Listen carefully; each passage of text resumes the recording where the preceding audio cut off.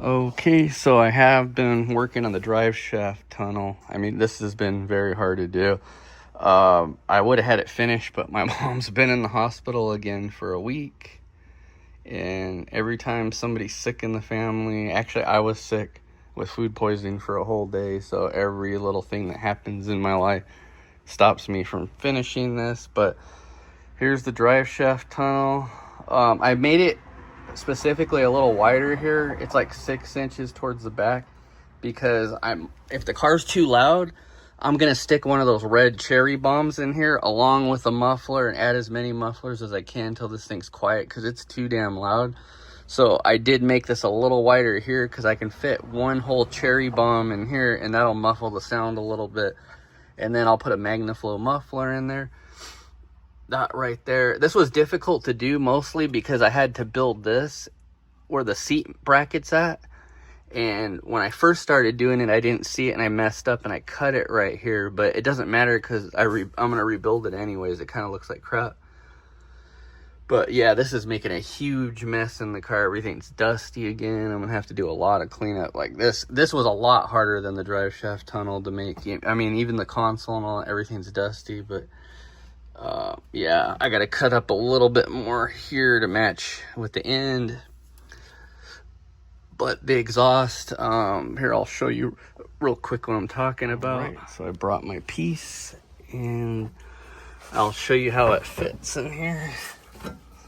See, this is 3 inches right here. It's going to clear everything. And I made this a little wider so I can fit the cherry bomb in there. Like, that's going to help. But this isn't going to scrape any which way whatsoever.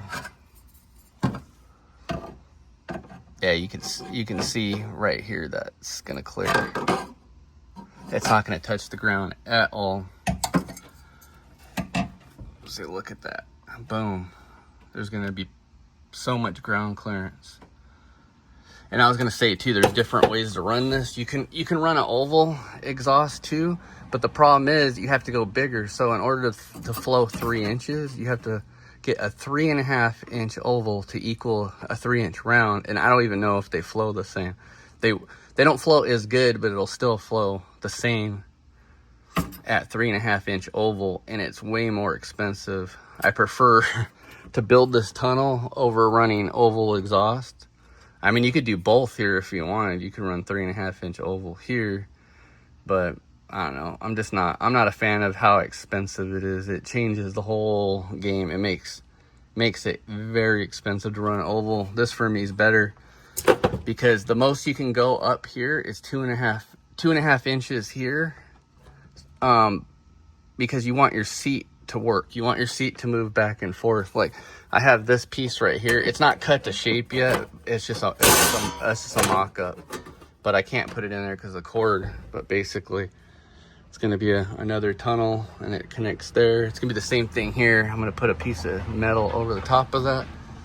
And the only caveat to it, though, is the leg room. So when you put your feet here, you're going to have to put your feet here and here, and you're going to lose a little leg room here. But it's not a big deal because I mostly drive this car solo. Nobody likes how loud it is. But yeah, I've been working on this, and this has been a lot harder to do than the tunnel, but I'll keep you updated and keep working on it. This is what makes this so hard is it constantly rusts. You can see it's rusting there, and I have to work quickly. And after I'm done doing it, I have to put seam sealer on the welds, or actually I have to use self-etching primer. Then I have to seam seal the weld. Then I gotta wait for stuff to dry. It's just a real time-consuming process building these tunnels, and I hate doing them, but it's necessary. All right, see you in the next video.